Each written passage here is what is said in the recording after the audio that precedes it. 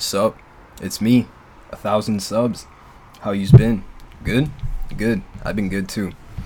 Alright, now that we got that long ass intro out the way, so I was asked what my thoughts are on Halo Reach on MCC. I actually had a video like this ready to upload way back then when me and pretty much everybody else was still skeptical as fuck, cause you know, given 343's shitty ass track record and all, but with all the time that's passed, looking back, the video's pretty outdated, but some things are still the same. Overall, I obviously think this is a good thing. Where my problems lie are on the whole releasing the game pretty much in the same state where it was at on the 360 in terms of content. Of course, with a little less variety because it's MCC and they can only fit so much. That in and of itself is a problem, but not something that 343 can control, so fuck it, whatever, it's fine.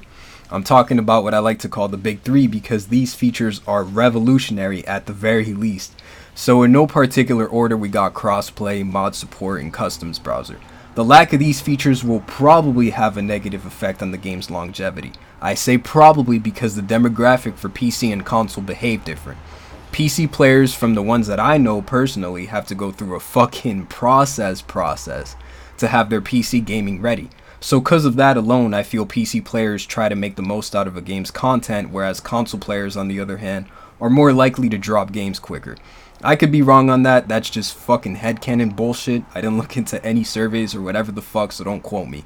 For all we know, longevity won't be affected for either platform. There's deadass no way to tell. I'm just saying what I'm saying because these features turns Reach from being just a glorified nostalgia hype train that's prettier than its 360 counterpart and turns it into Reach 2.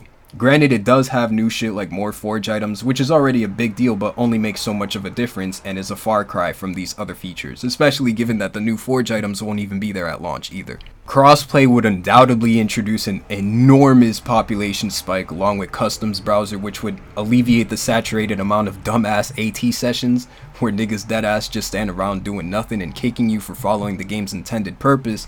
Although granted, AT won't be a big deal at first. AT is what happens with a game's age. People leave and only the elitist kids with overinflated egos stay. Since these kids will be outnumbered by actual normal fucking people, that won't be an issue. At first. Mod support introduces a wildcard factor. Shit you can't even comprehend what will be part of the game will be part of the game. And with proper mod support, we won't see fuck niggas like Slim Shady mods. Hopefully only the mods that benefit the game will make their way through, but you never know. You just never know. This next one doesn't really have anything to do with the big three, but with TU being the core settings used for Reach this time around, kids won't really have to return to the game with the sour taste of bloom in their mouths. To summarize, with TU, the penalty for spamming shots is significantly reduced, along with shorter durations for invis, and kids can now be forced out of armor lock quicker if you shoot them. Oh, and if you stick an opponent, armor lock won't save them this time around. Thank fucking Christ. There's a few other differences that I missed out, but whatever. This is also a pretty big deal because you're not offered the duality of vanilla for almost every game mode like on Vanilla Reach. The fact that there will be less fragmentation due to the lack of duality means a much larger sample size for TU and good players treating it somewhat more seriously since now it's the game's core settings. This means a much more honest representation of the meta TU was supposed to pave way for, and maybe the overall healthier meta that 343 had in mind with TU in the first place. I hope. Cause in all honesty, I personally have never been a fan of TU to begin with, but I was like 3 years old at the time and the game was way past its prime, so I never experienced it with a good sample of players that can actually represent the healthier meta that was intended for the game. So given what I said about bigger sample sizes and honest meta representations and all that other juicy nerd shit, I might actually like TU this time around.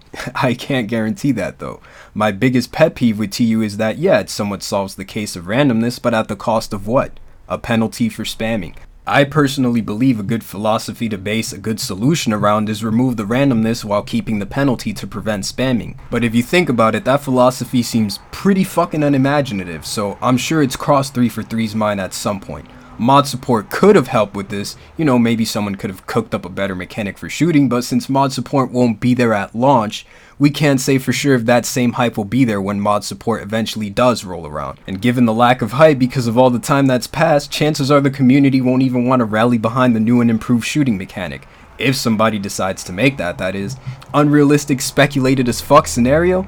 Yeah, you fucking bet your ass, but hey, you won't know the things you'll miss out on for releasing the game without the big three because it's too late.